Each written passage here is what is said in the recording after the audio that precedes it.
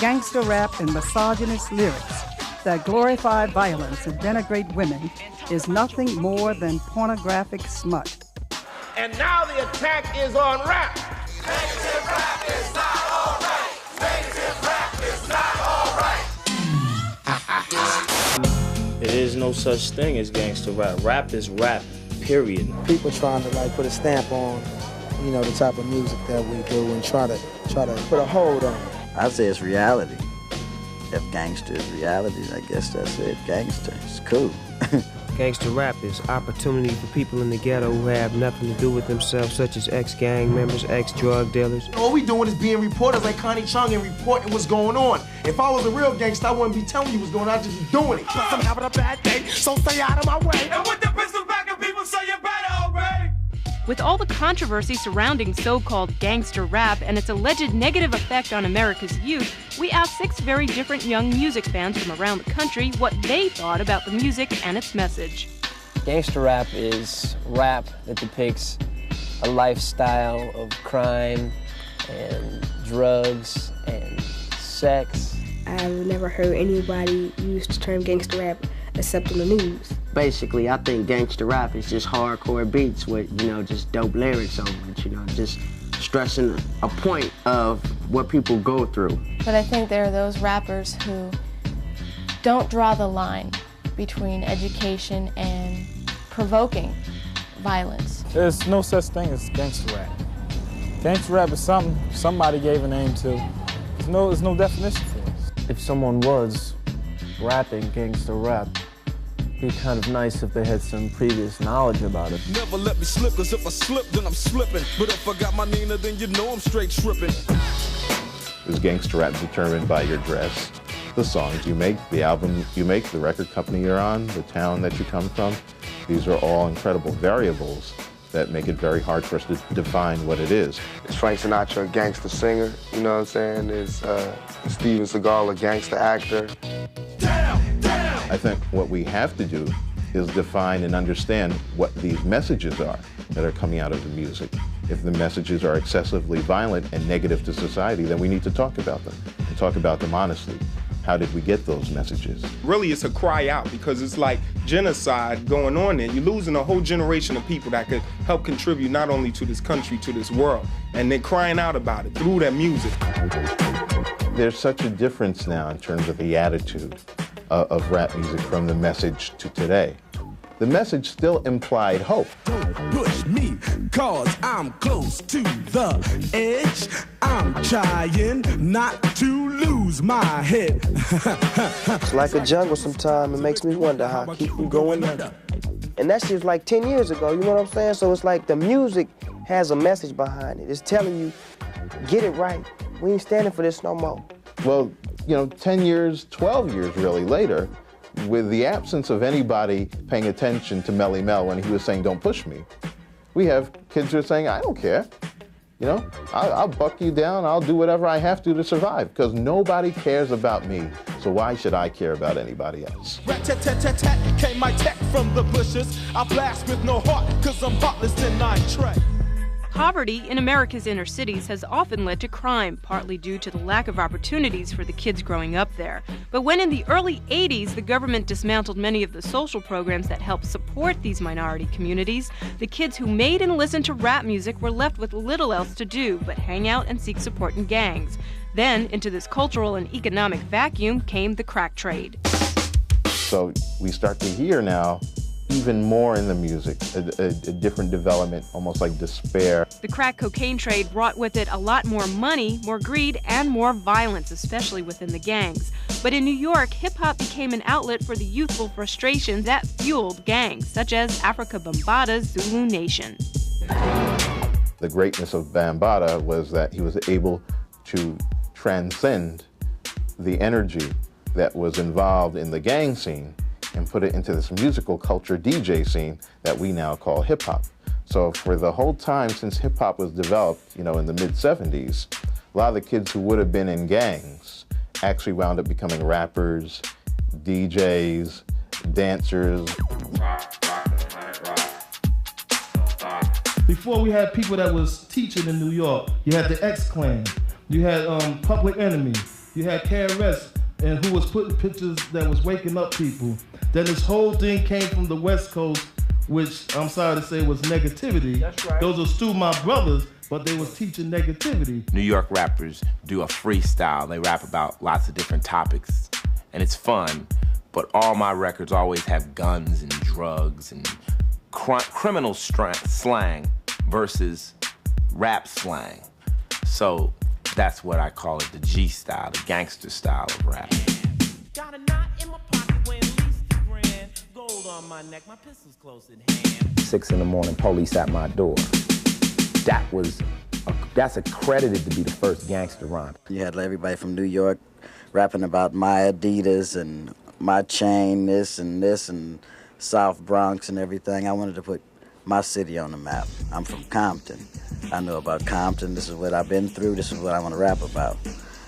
So we formed N.W.A. Straight out of Compton, crazy motherfucker named Ice Cube. From the gang called niggas with attitudes. When I'm called off, I got a sawed off. Squeeze the trigger and bodies are hauled off. From the success of N.W.A. in that region, we also started to see rappers represent their own regions. 2 Live Crew represented the bawdiness of Miami with the bass sound.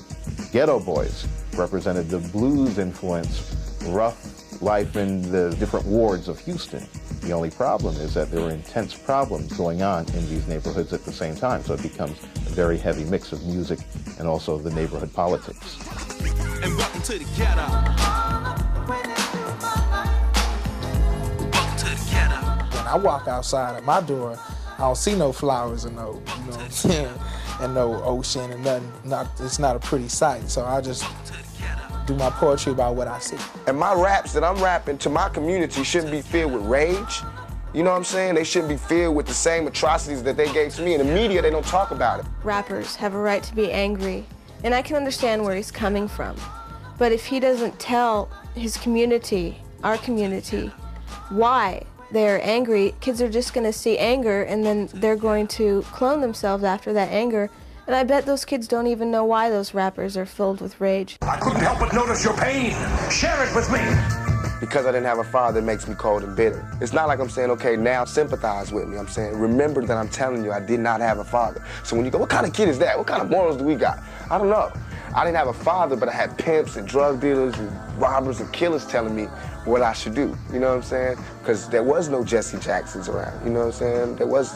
Those people weren't around. All those people that pop up and say, we need to check what we're saying and rapping and TV, those people are not around. I'm sure that Tupac had other people other than pimps and prostitutes and hustlers reaching out to him. It's just what he accepted. And even now, if that's the reality, that's the reality, but there's something more than that, Tupac. I mean, you're making movies, man, you're starring with Janet Jackson. You got an opportunity to do a different thing and send a different kind of message. During cross-examination, the 22-year-old rap star to face charges. Had been locked up in However, he made bail. Tupac Shakur got his first dose of jail time in a Los Angeles court on Thursday, having been found. Why I gotta talk about guns? What makes me the representative for guns? Rather pop of a shot from my Glock and blast other suckers. When did I ever say I was a gangster rapper? You know what I'm saying? I'm a thug. I think he has split personalities. He's crazy. I rap about the oppressed taken back. One day I'm gonna bust, blow up on this society. Why did you lie to me? I couldn't find a trace of equality. What do you think of Tupac? Rebel. First thing come to mind, I think Tupac's a rebel. I get around. When I think about Tupac, it's kind of funny because I hear a song about how you should protect our women. I see he's getting like charged for sexual harassment or something like this. He's kind of like contradicting himself. I gotta get mine, you gotta get yours. Do you feel in any way by having a 40, having a gun and a blunt, if that's glorifying the use of that to children?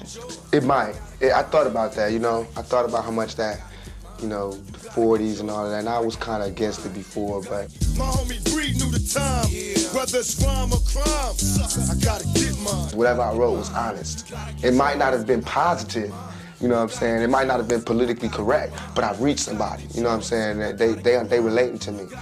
They relate to the brutal honesty in the rap. It's all good. I keep my mind on my money. Money on my mind. Finger on the trigger. Hand on my nine. To little kids that might be influenced by him drinking the 40, that's kind of negative, you know, because they little. I don't want my son coming up, you know, looking at Tupac drinking a 40, thinking when he get 10, he can just go out and get him a 40. You know what I'm talking about? We just gotta be there for our young ones. You know, just tell them about, you know, hey, this right here ain't good. This is what he doing. That's his life. You ain't gotta be like him.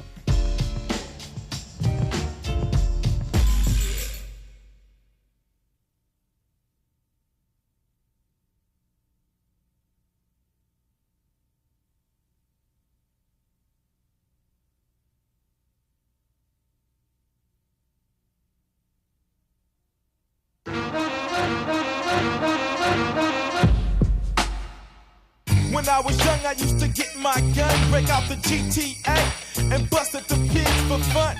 Gangster rappers never had easy access to the airwaves. MTV has very strict standards regarding images of gratuitous sex and violence, as do other video outlets. And in 1993, radio stations such as KACE in Los Angeles and WBLS in New York announced they would no longer play songs they considered negative.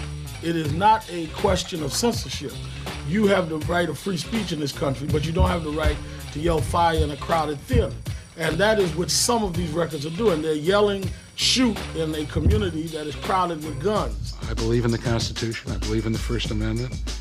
And there is nothing that Ruthless or any other company like us does that we shouldn't be doing.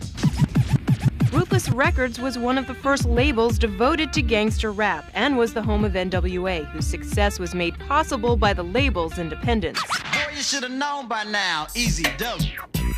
Easy owns the company, right? He owns Ruthless Records. And if we'd have went to a major company from the beginning with the stuff we had, we'd have probably never been out, you know. But since we were doing the records ourselves, put out pretty much anything we want to, you know, and it took off. I mean, you got people coming that never did gangster rap before, because, okay, say they records that came out, they was commercial, all right? So they commercial, they come out, the records don't sell that much. The next album, they want to come out, they want to be gangster. I'm gonna be a gangster, this record, man, I gotta make myself hard, because that stuff is selling, so everybody jumped on the bandwagon. Definitely, I think Onyx has redesigned their image over time. We've seen the progression of Dre from the world-class Wrecking Crew times to what he's doing now. It's just a fact. He wore, you know, a little tight stuff, you know, he had a little tight stuff, you know, eyeliner, lipstick. I mean, it was way out, but whatever he doing, he gotta be doing right, and I'm just giving him his props. Certainly Hammer has redefined his image. There's a story in the Wall Street Journal about the boss having one image when she was in school, I guess, growing up in Michigan. And she says quite plainly in the article, she's a businesswoman. She's out here to get paid and get over in hip-hop. So she's formulated this image now, even though I think she went to private schools when she was growing up. And now she's the boss.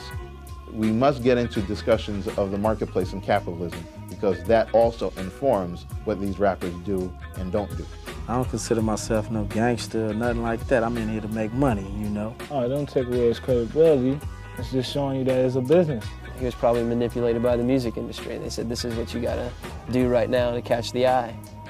So he just followed along to make the bucks, and he tried to work his way out of the society. And he did what he had to.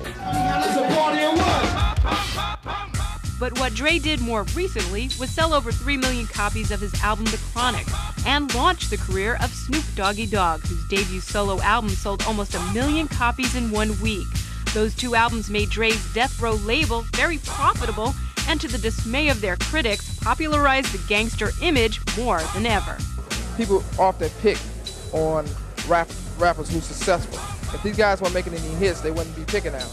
Reverend Calvin Butts, Dionne Warwick, and different people talking about stopping the type of music that I do, and they're only thing they're trying to do is take away jobs. You know, this is our job. Money is the problem to a large degree. And if you use money to justify what you're doing, you're just like the white man that sold you into slavery in the first place. Money cannot be the justification or the determining factor of whether what we do is right or wrong. I need a gangster bitch. Another controversial aspect of the gangster formula is blatantly sexist lyrics, often referring to women as bitches and hoes. Bitches come a dime a dozen, so don't get mad when I your cousin. You got to remember that a lot of rappers are dealing with nothing but these kinds of women that are coming at them. Oh, who are you? You ain't nobody. Oh, you're Snoop Dogg. Oh, I wasn't nobody a minute ago. Ho. You know, now you see money, right? So that's where all the bitches and hoes come from, you know?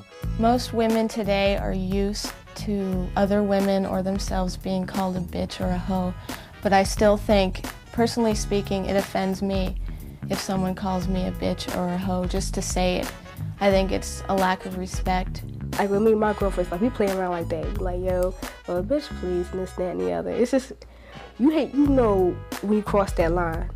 Cause I can understand you playing, but then when you're serious and you call somebody a bitch, you just ready to fight. Who you calling a bitch? We feel like it's our duty as females in rap to show that other side, that positive side. We try to tell them to demand respect, and you will get the respect. And they can't call you no hoe and no bitch if you demanding that respect and showing yourself respectful.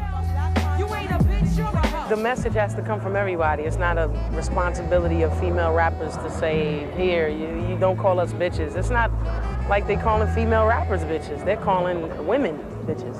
So it's the guy's responsibility to say, look, man, that's not cool.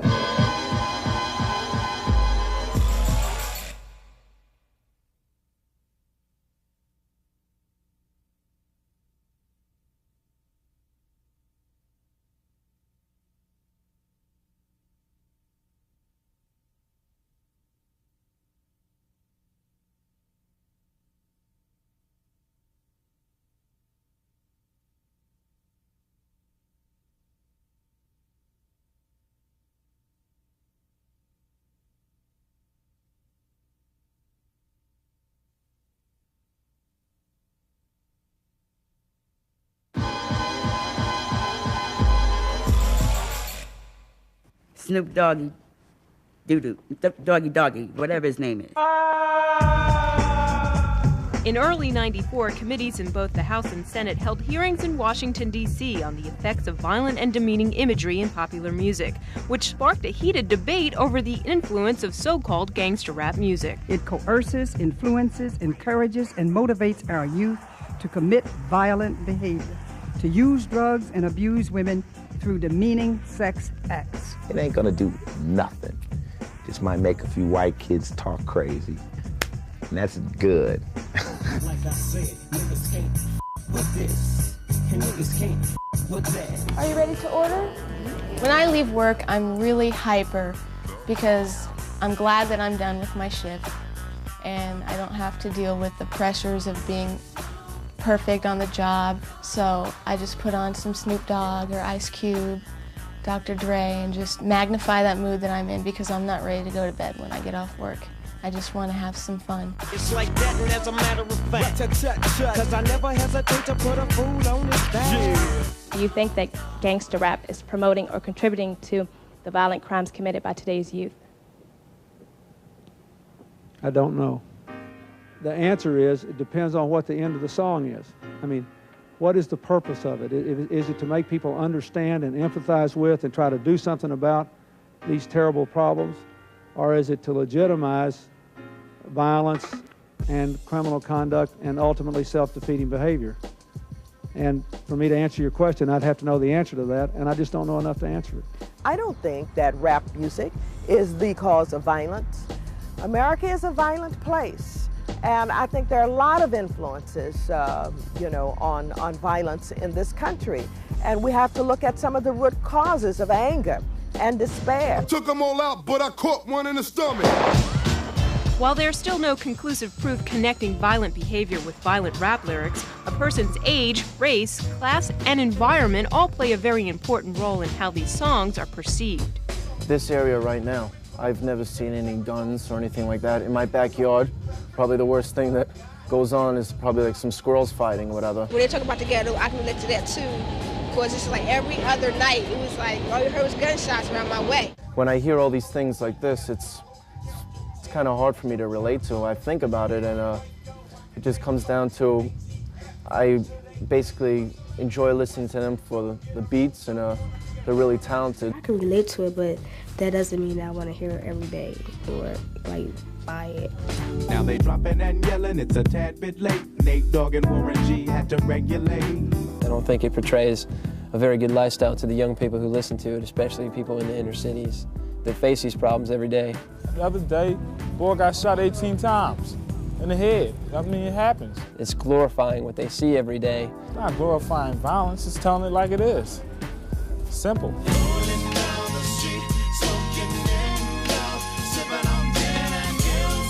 We can get like Snoop Dogg walking down the street smoking N.W.A, sipping on gin and juice.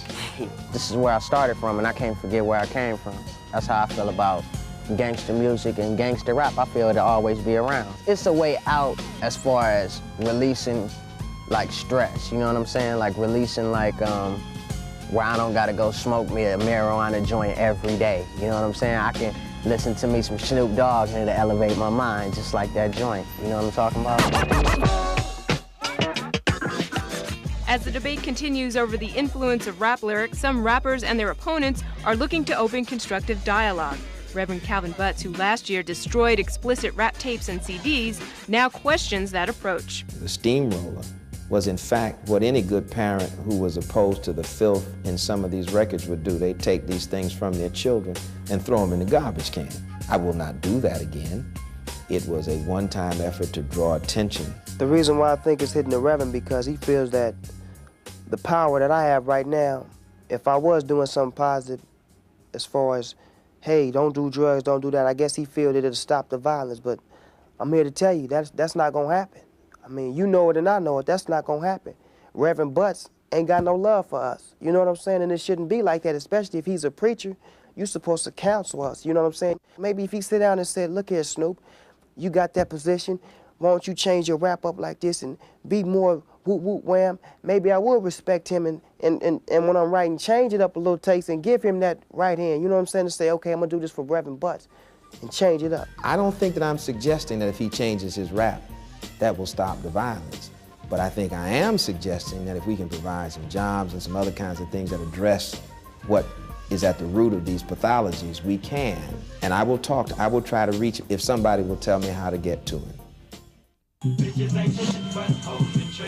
If there are real perceptions by young males, white, black, red, green, that, you know, women are bitches and hoes, then we better start talking about why they believe that.